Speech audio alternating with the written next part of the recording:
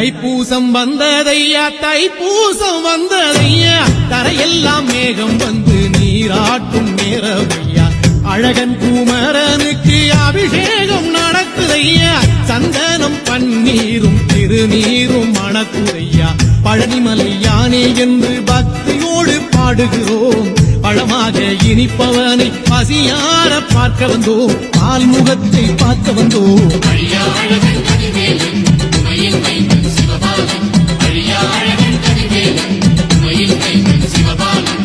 தைப்பூசம் வந்ததையா தைப்பூசம் வந்ததையா தரையெல்லாம் மேகம் வந்து நீராட்டும் நேரமையா